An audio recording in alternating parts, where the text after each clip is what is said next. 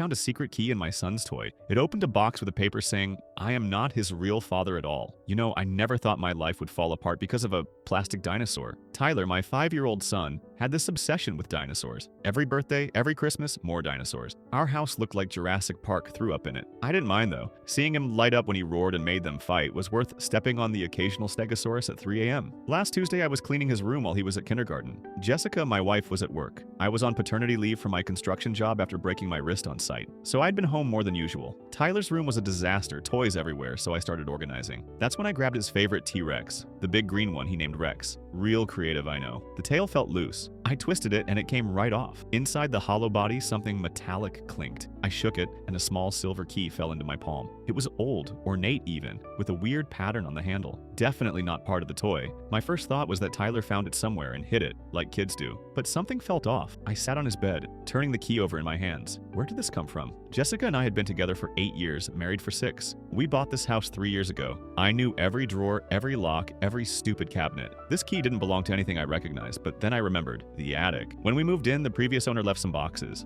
Jessica said they were full of junk, old holiday decorations and stuff. We never bothered going through them properly. I'd only been up there twice, both times to store our own crap. My gut was telling me to leave it alone. But curiosity is a weird thing, right? Once it gets in your head, you can't shake it. So I climbed the ladder to the attic, dust everywhere. The boxes were stacked in the corner, exactly where we left them. I started checking them. Most were full of exactly what Jessica said. Old wreaths, fake pumpkins, tangled Christmas lights. Then I saw it, a small wooden box, tucked behind a larger cardboard one. It looked vintage, dark wood with brass corners, and right on the front was a keyhole that matched my key perfectly. My hands were shaking. I don't know why, but I had this horrible feeling in my chest, like something bad was about to happen. I inserted the key. It turned with a soft click. Inside was a single piece of paper folded in half. I opened it, and my world stopped. The paper was a DNA test result. Tyler's name at the top, my name next to alleged father, and in bold letters, probability of paternity, 0%. I read it 3 times, 4 times. My brain couldn't process it. There had to be a mistake. Maybe it was old paperwork from the previous owners, even though Tyler's name was right there. Maybe someone was pranking me. But who and why would Jessica keep this? I sat on the attic floor for I don't know how long. Could have been 10 minutes, could have been an hour. My phone buzzed. Jessica texting, "Can you pick up milk on the way to get Tyler? Love you.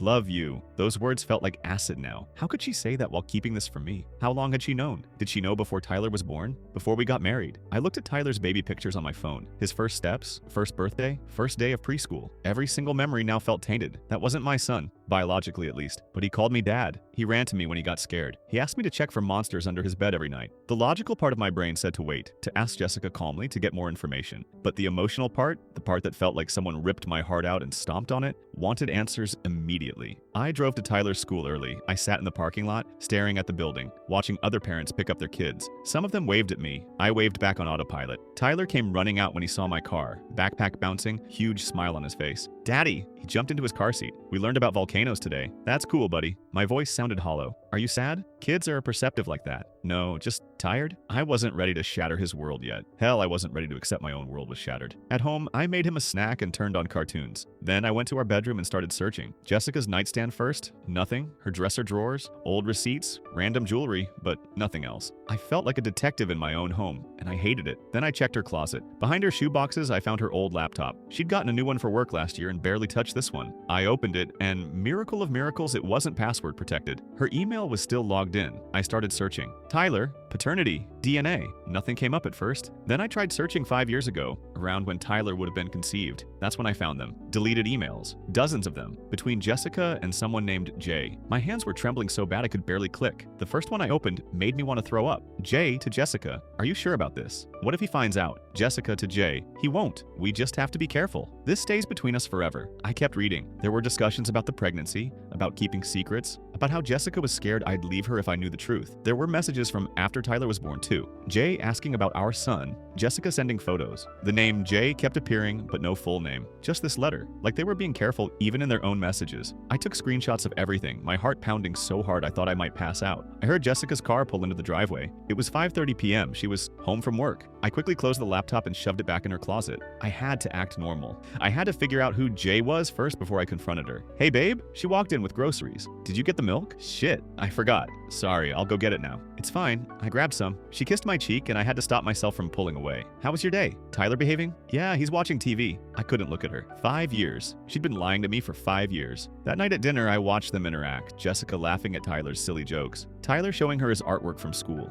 They looked so normal, so happy. Meanwhile, I felt like I was drowning. After Tyler went to bed, Jessica and I sat on the couch. She was scrolling through her phone, completely relaxed. I kept thinking about those emails, about the DNA test hidden in the attic. I wanted to scream at her, but I needed more information first. Hey, Jess? My voice cracked slightly. Yeah? Do you remember that box in the attic? The wooden one? She froze for just a second. I noticed. Then she recovered. What box? The one with the brass corners. I was looking for our old tax documents and saw it. Oh, that's just old stuff from when I was younger. Why? She was lying, I could tell. We'd been together 8 years. I knew her tells. The way she blinked rapidly when she was nervous. How her voice went slightly higher. Just curious. I let it drop. I needed a better plan. That night, I couldn't sleep. Jessica was next to me, breathing softly, completely unaware that I knew. I kept thinking about who Jay could be. I went through our entire friend group in my head. Jake? No, he moved away years ago. Jordan? Didn't know anyone by that name. James? Jason? Who the hell was Jay? Around 3 a.m., I got up and went to the garage. We had boxes of old stuff there too, Jessica's things from before we met. I started going through them, looking for anything that might give me a clue. In one box, I found old photos. Jessica at parties with friends at college. I recognized some faces, but then I saw him. A guy with his arm around Jessica, both of them laughing. Written on the back, Jessica and Jake, Spring Break 2018. Jake, of course.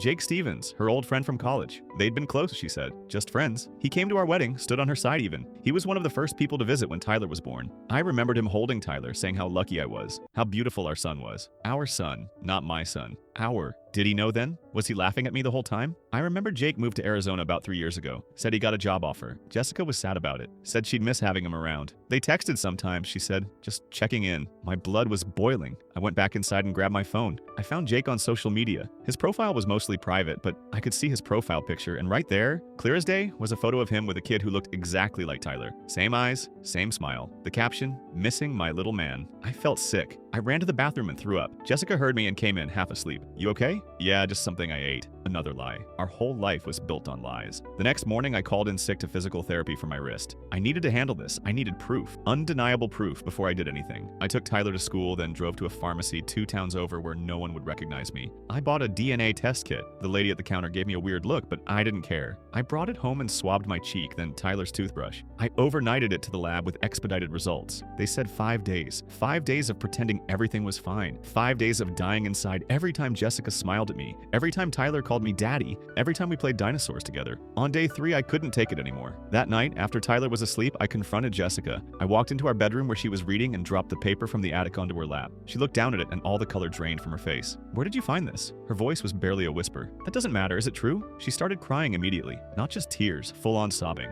I can explain. Then explain. I was shaking. Explain to me how my son isn't actually my son. Explain to me how you've been lying to me for 5 years. It was a mistake, she choked out. It happened once before we got married. I didn't know I was pregnant when we got engaged. By the time I found out, I didn't know what to do. Who's the father, Jessica? She shook her head. It doesn't matter. It matters to me. Who is he? I don't remember his name. Another lie. I could see it all over her face. Bullshit. I threw my phone at her, showing Jake's social media profile. Is it him? Is it Jake? She looked at the screen and started crying harder, which was all the confirmation I needed. How long? My voice was cold now. How long were you sleeping with him? It wasn't like that. It was one time, one stupid night. We were drunk, and I was confused about us, about everything. It was right before you proposed. Did it continue after Tyler was born? She didn't answer, which meant yes. Answer me, Jessica. He wanted to know his son, she whispered. I couldn't keep him away completely. I felt like I'd been punched in the gut. You've been letting him see Tyler behind my back? Just occasionally, when you were at work. He'd come by or I'd meet him at the park. I thought it was better if you didn't know. Better? I laughed, but there was no humor in it. You thought lying to me for 5 years was better? Letting me raise another man's child while sneaking around with him was better? She reached for me, but I stepped back. Don't touch me. I love you, she sobbed.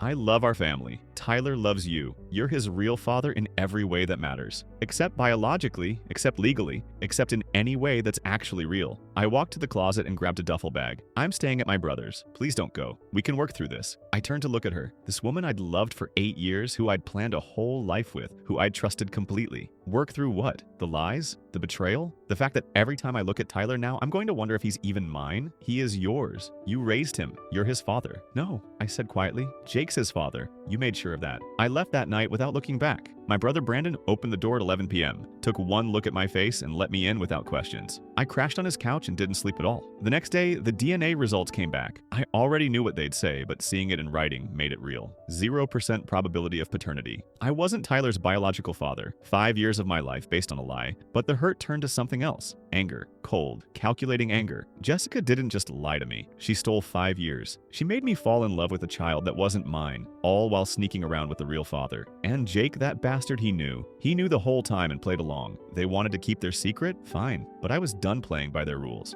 I opened my laptop and created a new folder. I titled it Evidence. I started compiling everything. The DNA tests, screenshots of the emails, photos of Jake with Tyler, every piece of proof I had. Then I opened a separate bank account at a different bank and transferred exactly half of our savings. If we were going down, I was protecting myself first. Over the next few days, I started watching Jessica's location on Find My Friends. I'd set it up years ago for safety, but now I was using it differently. I noticed she'd leave the house in the afternoons, right after dropping Tyler at school. Her location would show a park on the east side of town, the same park every time. On Friday, I decided to follow her. I parked far enough away that she wouldn't notice my car, but close enough to see. And sure enough, there they were, Jessica and Jake sitting on a bench, watching Tyler play on the swings. Jake was pushing Tyler, both of them laughing. Tyler called him Uncle Jake. That's what Jessica told me he was. Just an old friend. Just Uncle Jake who visits sometimes. I sat in my car and recorded the whole thing on my phone. 15 minutes of them playing Happy Family while I was supposed to be oblivious at home. When I confronted Jessica that night after Tyler went to bed, I played the video. "When were you going to tell me he moved back?" I asked, my voice eerily calm. She looked shocked. "How did you—" "6 months ago, Jessica. He's been back in town for 6 months and you've been taking Tyler to see him behind my back. He deserves to know his son. And I deserve to know the truth," I shouted, then caught myself. Tyler was sleeping upstairs. I lowered my voice. "You don't get to make that call? You lied to me, you cheated on me, and now you're playing house with him while I'm supposed to just accept it? What do you want me to say?" She was crying again. "I'm sorry, I'm so sorry. But Tyler needs stability. We can't tell him. It'll destroy him. You should have thought about that before you slept with Jake." That's when I told her I wanted a divorce. She begged me to reconsider, to think about Tyler, to give her another chance. But I was done. 5 years of lies. 5 years of being made a fool. No more. The next morning, I called a lawyer, then I called Jake. Found his number through an old text chain Jessica had with him that I'd screenshotted. He answered on the third ring. "Hello? Jake, we need to talk." There was a long pause. "Who is this?" "You know exactly who this is. Meet me at Mallory's bar tonight at 8. Come alone." He tried to argue, but I hung up. I wasn't interested in his excuses. Not yet, anyway. That night, I arrived at the bar early and grabbed a booth in the back. Jake walked in at 8:15 looking nervous. Good. He should be. "What do you want?" He sat down across from me. "The truth." I slid my phone across the table, showing him the DNA results. "How long have you known?" He stared at the screen, then looked up at me. "Since Jessica got pregnant. And you just let me raise your kid? You just watched me play daddy while you knew the whole truth? Jessica didn't want you to know. She said it would ruin everything. So you went along with it. You even came to our wedding. You held Tyler at the hospital and congratulated me? You sick bastard." He actually had the nerve to look offended. I wanted to be in his life. Jessica's the one who kept me at a distance. She chose you over me because I didn't know I was raising your kid. I was gripping the table so hard my knuckles turned white. Did you ever plan on telling me? Or were you just going to keep sneaking around forever? I don't know, man. It was complicated. Complicated. I laughed bitterly. You know what's complicated? Finding out your entire life is a lie. But here's what's simple. Tyler deserves the truth. Jessica deserves to face what she did. And you? You deserve to finally step up and be a father. He looked confused. What are you saying? I'm saying, let's tell everyone. Let's expose Jessica's lies. Let's make sure everyone knows exactly what kind of person she is. Are you crazy? That would hurt Tyler. Tyler's already going to be hurt when he finds out. Might as well be on our terms. I leaned forward. Her birthday party is next week. Her parents are throwing it. Big family gathering. You're going to show up, and we're both going to tell the truth in front of everyone. Why would I do that? Because you want to be in Tyler's life properly, right? Not hiding anymore? This is your chance. We both expose her, and then you file for custody. You're his biological father. You have rights. Jake sat there, processing. I could see the wheels turning. You'd really do this? Watch me. I stood up and threw cash on the table. Next Saturday, 7 p.m., her parents' house? Don't be late. I walked out before he could respond, my heart pounding. This was insane. This was cruel. But so was what Jessica did to me. If she wanted to destroy our family with her lies, then I was going to make sure everyone knew exactly how it happened. Over the next week, I prepared. I made a video montage, nothing fancy, just simple slides showing the DNA results, the old text messages between Jessica and Jake, and footage from the park. I saved it to a USB drive and made sure it would play on Jessica's parents' TV. Jessica had no idea. She thought we were still trying to work things out. I'd moved back home temporarily, sleeping in the guest room, barely speaking to her. She probably thought I was just processing. She had no idea what was coming. The night of the party arrived. Jessica's parents' house was decorated with balloons and streamers, family everywhere, her aunts and uncles, cousins, even some of her work friends. Tyler was running around with his cousins, completely oblivious. I felt a pang of guilt. He was innocent in all this, but he deserved to know the truth eventually. Around 7:30, Jessica's dad called everyone to the living room for toast. Jessica was beaming, thinking this was just a normal birthday celebration. Her mom handed me a glass of champagne. "Would you like to start?" Jessica's dad asked me.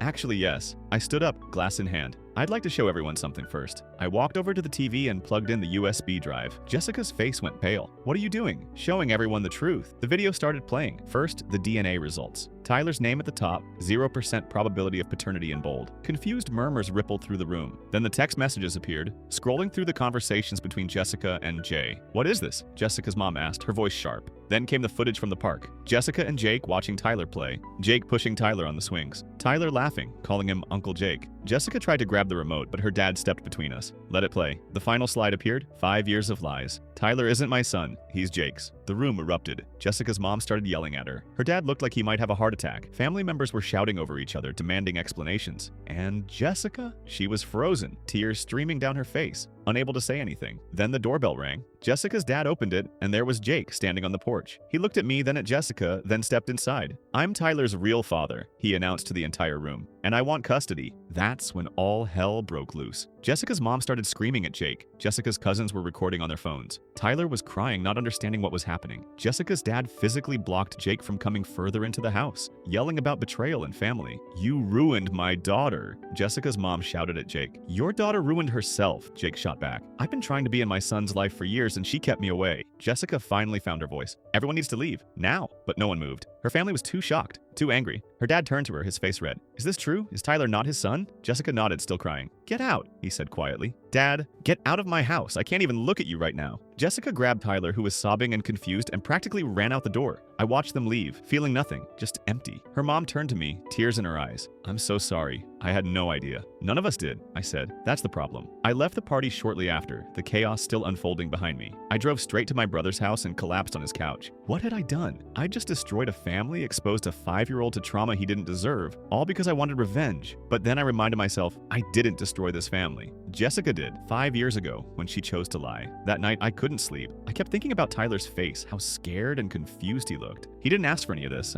He was just a kid who loved his parents, both of them, even if one wasn't biologically his. Around 2 a.m., my phone buzzed. Jessica, how could you do this to Tyler? Me, how could you do this to me? Jessica, I'm moving back with my parents. They said I'm a disgrace. Tyler won't stop crying. Are you happy now? I wasn't happy, not even a little, but I wasn't about to let her play victim either. Me, you made your choices. Now you live with them. Over the next few days, things moved fast. I officially filed for divorce. Jessica moved in with her parents, who apparently spent every day reminding her of how much she'd embarrassed the family. Multiple relatives had posted about the drama on social media, and it spread like wildfire. Jessica was getting destroyed online, comments calling her everything from a cheater to worse. Jake, meanwhile, got a lawyer and filed for a paternity test through official channels. Once it came back positive, he started demanding visitation rights. Jessica tried to fight it, but legally he had every right. Then came the credit card. I was going through our financial statements to divide everything for the divorce when I found it. A credit card I'd never seen before in my name, maxed out at $15,000. I called the company, and they confirmed it was opened 5 years ago. I confronted Jessica about it over the phone. Did you take out a credit card in my name? Long pause. I needed money. For what? None of your business. I hung up and drove straight to her parents' house. Her dad answered, looking exhausted. I need to talk to Jessica now. He let me in. Jessica was sitting at the kitchen table,